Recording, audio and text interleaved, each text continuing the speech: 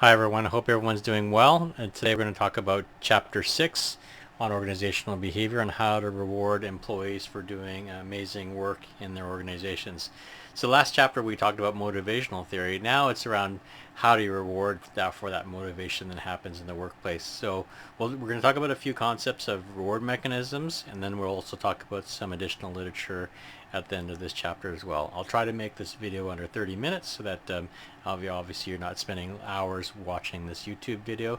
And so let's get going with reward mechanisms. So what I want to share with you is ultimately, let's get this started. And so when it comes to reward mechanisms, there are many ways to reward people beyond just money, right? Because money is the first primary motivator, because as you know, for example, we have to pay people for their job, but there's also multiple perceptions based off of emotions of what money means. So as an example, when it comes to gender, men seem to value more about money as a symbol of power and status, where women and money is instrumental for an exchange. And there's also cultural differences in broad general stereotypes. For example, high power distance cultures, money has higher power and respect and priority. Nurturing cultures have less discussion and displays of wealth. And there are also some cultural differences in values of saving versus spending money, for example, where, for example, in North America, it's seen largely okay to borrow money and use loans and credit cards to pay for bills all the time, whereas in Asian countries, that's seen as people don't tend to use loans and credit cards to buy things, as an example. So let's talk about 5 different forms of reward mechanisms that are generally used within organizations. So the first one I want to talk about is what's called membership or seniority-based pay. This is the style of seniority-based pay, which is basically the longer you work at a company, the more you get paid. And this is one of the most common forms of organizational reward mechanisms because it's so easy. It has advantages also because it attracts lots of job applicants. There's less financial insecurity and less turnover with seniority. Some of the disadvantages of seniority-based pay is that there's no performance motivation and discourages poor performers from ever leaving the organization. And therefore, because of that, it acts as golden handcuffs. You tend to get employees that never want to leave the organization in a seniority-based reward system, because what happens is that the longer you work at a company, the more you're getting paid, and you're eventually getting paid so much money that you just can't find a job with a similar pay level because you've been at this one organization for so long. Healthcare is an example of that. RCMP is another example of that. Fire service is another example of that. And you must be asking during this lecture is, why is seniority based so popular? Because in an hour or two, one HR payroll specialist can do the entire pay increases within the system just by calculating how long you've worked at the company and how much extra pay you're going to get based off of your seniority. So it can happen very quickly, and it's also very clear for employees. So for that reason, a lot of managers love it because it's clear. There's not a lot of work to manage the expectations. As long as you're working there at a company, you get paid more money. And so some of the advantages also work for companies where seniority is critical for the success of the organization. An example I'll share with you is with the RCMP, which is based off of seniority-based pay. Because one of the big challenges there at RCMP is that you can't possibly develop a training program that teaches an RCMP officer everything that they need to know on their job. The experience and their skills actually grow over working there for many, many years, as an example. And so for that reason, seniority-based pay is really useful to keeping RCMP officers there as long as possible, because the training costs are so high. And so that's why seniority-based pay is really useful in keeping employees that are really hard to train. But in some organizations, like I'll share at the university level, maybe seniority-based pay isn't that successful, because imagine as a university professor that basically you get paid more money the longer you are there. And so that encourages a professor to stay at the university for longer and longer periods until they're 60 or 70. And that's why in some universities you see sometimes professors that have worked there way too long, as an example, because the security is great and they're getting so much pay that there's no motivation to ever leave for that reason. What it does also create is this problem of performance motivation, is that there's no motivation to actually work harder than the next person, because all you have to do is to survive every single year, and therefore there's no motivation to actually work really, really hard for that reason. The second style is called job status rewards, because this is includes job evaluation and status perks, where basically based off of your evaluation, there's more pay fairness, less pay discrimination, and motivates competition for promotions. But it does encourage bureaucratic hierarchy and reinforces status, and exaggerates duties and hoard resources. And job status rewards, you see a lot of organizations where and you'll see organizations like this where they have junior analyst, intermediate analyst, senior analyst, or you'll see like a junior VP, assistant AVP, VP, senior VP, for example, where they have this hierarchy of roles where you get paid more based off of your job status as you move up through the ranks. This style works really well because it creates competition in the organization for the role above.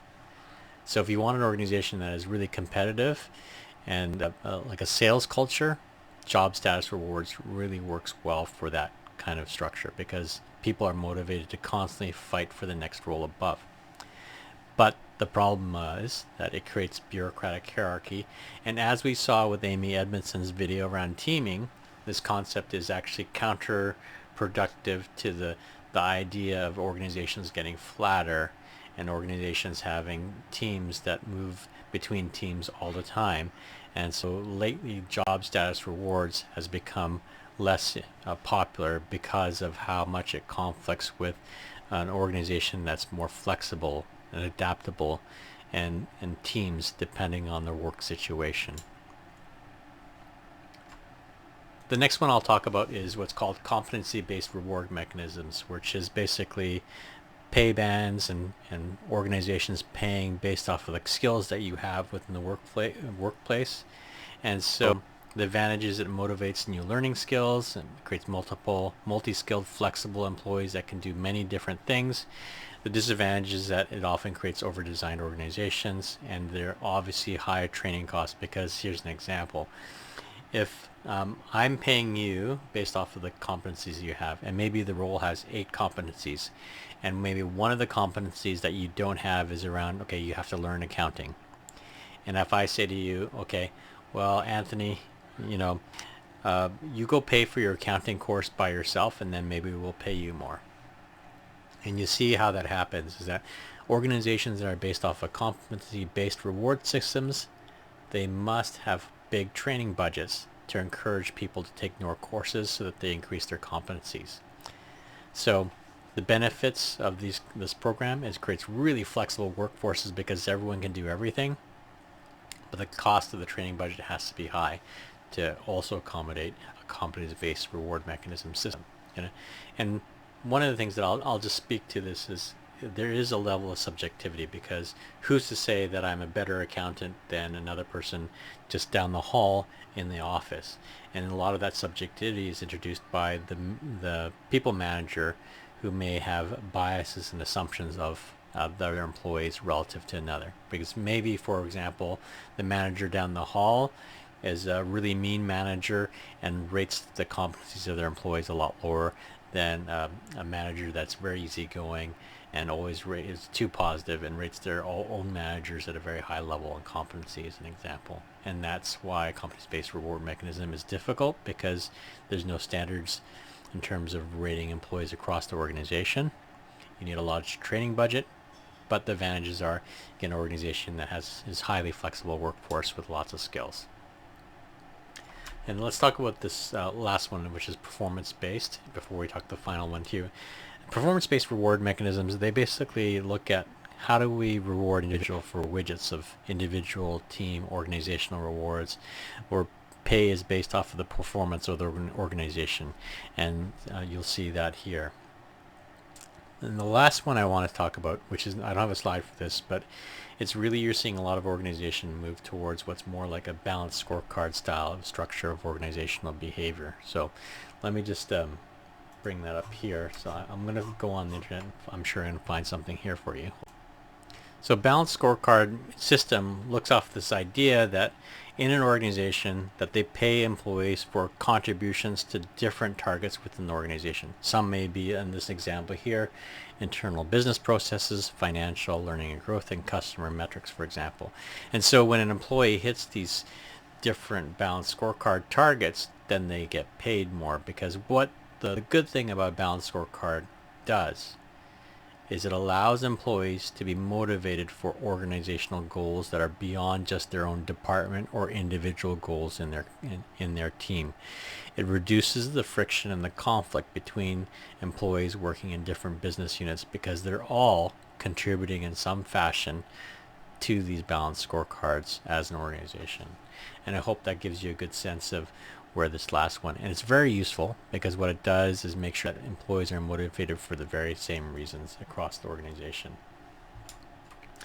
And to improve the effectiveness is basically you always try to link the rewards to the performance. Ensure the rewards are relevant for those employees that you're managing, making sure that the rewards are valued, and also be aware of unintended consequences. I remember one time when I was working at a bank one time, there was one employee that we had this event where it was about who as a teller could sell the most Visa cards to a customer. And this one teller was knocking it out of the park because the reward was some sort of like trip to Hawaii or something like that. I can't remember back then. But what they would do is actually sign up customers without them knowing on Visa cards, and just when they arrived, he would just cut them up and throw them in the garbage as an example, right? And when we found that out, that was like an example of how unintended consequences of a reward mechanism. So be very mindful and think about the implications of some of your reward mechanisms and what kind of behaviors it can create within an organization. So we've talked about reward mechanisms, and let's talk about job design. So when it comes to job design, in terms of reward mechanisms, you can also create jobs that are highly specialized, which improves work efficiency, but you also create low motivation within the workplace, because who wants to do a highly specialized job where it's basically so easy to learn that a monkey can do it? And that's the problem that we see with the latest job designs, because they're becoming so specialized that it's becoming less interesting. And so what organizations are moving more towards is this idea of this job characteristics models, which I'll show you a video in a second from Daniel Pink. But the idea is that you want to create the outcomes on the right. They're looking at the right critical psychological states in the middle. They're designing it to the right characteristics. So the job characteristics models is a really important one, because it really talks about if you want people to be motivated, if you want them to be satisfied, if you want them to be really effective, you have to create 3 psychological states: meaningfulness of work, responsibility of outcomes, and knowledge of those results. And you do that through skill variety, task identity, task significance, autonomy, and feedback. And obviously these are pretty, skill variety is obviously having enough variety in your work. Task identity is this concept that what I do, I can see the outcome of the performance. For example, as an example, if I'm making a car, it's great to see videos of people accepting their first car, for example, right? Because then I feel like that there's a task identity. I have an impact of what I'm doing, of making a car and making someone's life feel special by getting a new car, as an example. And that's part of that task significance, is autonomy and feedback. Okay. So the reason why I bring up job characteristics model is that it's a really important reward mechanism, because when people feel like they have meaning at work, they have responsibility for the work that they're doing, and the knowledge of the results through feedback from their own manager, this can create the right outcomes that you're trying to achieve in an organization. And so for employees, I want you, as for managers, especially new managers, think about this reward mechanism, not just about money, but how do you give feedback, autonomy, and design the role appropriately for that employee. Right? Obviously, there's other categories such as job rotation and enlargement, job enrichment, training opportunities as well, but we won't get into that today. What I also want to talk about is the concept of empowerment. We're seeing more and more of this in literature when it comes to motivational theory, is this idea of getting employees to be self-determined, have meaning in their work, define meaning for themselves, build competence, and create impact. And one of the things that we see with the work is that when it comes to self-leadership is this idea of influencing oneself for self-direction and self-motivation. One of the most powerful motivational theory and reward mechanisms is that we can create self-leadership within your employees. They're often really well motivated to do the work and work really hard on the job. Like this is through personal goal setting, constructive thought patterns, mental imagery, designing natural rewards, self-monitoring, and self-reinforcement. And mental imagery, like I talked about in Chapter 5, is this idea from Dr. Peter Jensen around how important mental imagery is to defining your performance in the organization. There's this little video on the right from Allison who talks about the idea of how negativity can really impact your performance in the workplace.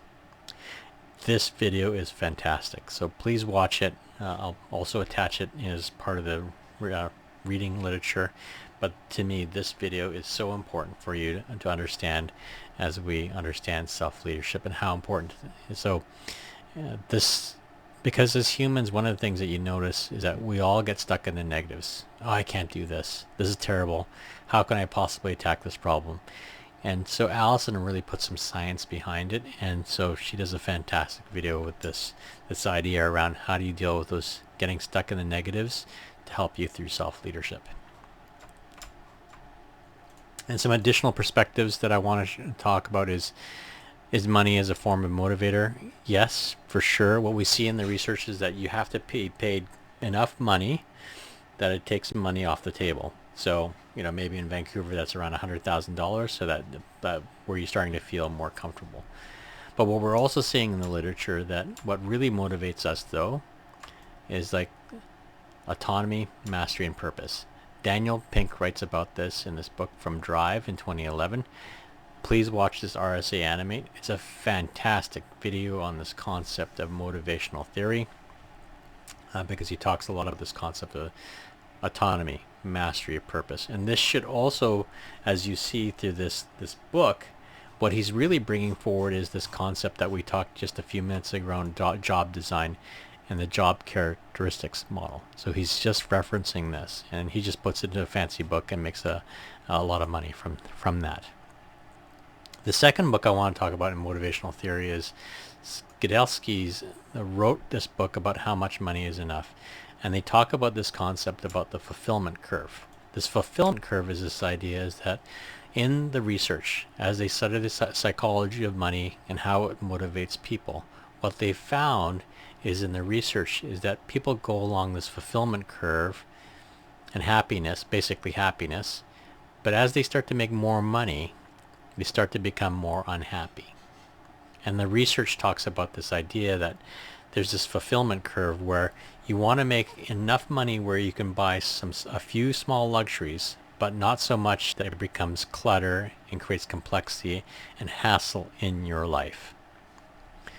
And so we'll talk about this in another concept. And so this book was really fascinating because it talks a lot about, how do you manage yourself? Because, and it follows up on this work from Daniel Gilbert, one of my favorite authors. He talks about this book called Stumbling on Happiness. This video is great, by the way. It's a really funny one. But he talks about this idea of the hedonistic treadmill. The hedonistic treadmill can be defined by this picture, where this family on the right is living a simple life, and they're very happy. Where this poor fellow on the left has the boat, has a big house, has expensive cars, and he's on this hedonistic treadmill where he's working so hard, he's making so much money, but he's dying of stress and pressure. It's interesting. Daniel Gilbert wrote in this book some examples which are really fascinating, which is this idea where he studied kids that were like 5, 6-year-old, 7-year-old. I can't quite remember, but what he found is he would give like 6-year-old Anthony a plate of cookies and ask them to eat the cookies, and then 6-year-old Anthony would rate those cookies on a scale of 1 to 5, and 6-year-old Anthony would go, oh, these are 5, right? Because they're amazing chocolate chip cookies. I love them, right? And then they would put another kid beside 6-year-old Anthony with a plate of cookies, gummy bears, Coca-Cola, chocolate bars, chips, and get him to eat all that, and gorge on all those snacks in front of Anthony. And now they asked Anthony, 6-year-old Anthony, to rate those cookies again, and he go, oh, they're a 1, because now I want what that other kid has. And what we see in the research of basically happiness research is this idea that when it comes to reward mechanisms, we only are motivated based off of our comparatives, off of what the other person is receiving. What does this mean? The minute you buy a Porsche and drive up to your driveway, you're going to be really motivated. But when your neighbor shows up with a Ferrari in their driveway, you become instantly demotivated because you're comparing your performance against the person beside you. What does this mean for you as a people manager? You have to understand that equity and fairness is critical based off of their actual workplace performance. And people have to understand that workplace motivation and the reward mechanisms that's in place to make everything fair and equitable. On a personal level, what this might mean for you is thinking of yourself as, how do you make sure you do never become this poor person on the left, where you're chasing all these fancy things and not actually being happy? You know, I spent 20 years in banking, and one of the things that really struck me was I would see these people coming in with the, driving into the branch with a Civic or a Corolla, and them always being really, really rich. And then you'd see this guy that would drive up in a Lamborghini with a Gucci bag and all these fancy clothes, and they would be actually the poorest. What it really taught me was how important it was to only buy a few pieces of luxury, but really understand how important it was to not, basically create so much debt that you're constantly unhappy because everything is on the verge of falling apart. On a personal level, think about that and how important it is. And so there's also this book, Stumbling on Happiness, The Happiness Advantage by Sean Anker, is also a fantastic book because he talks about how important that being happy is more important than being successful, because no matter what, that success always that if you're constantly just chasing success, you'll always be unhappy. And by the way, this video, if you can watch this, is a fantastic video too. I highly recommend you watch this one as well as the Allison on Stuck in the Negatives.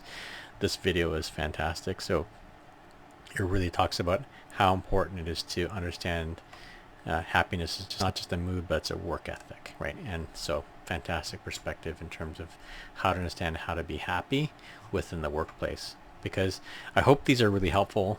These videos taught me a lot around how to be much more humble and more happy with the things I have.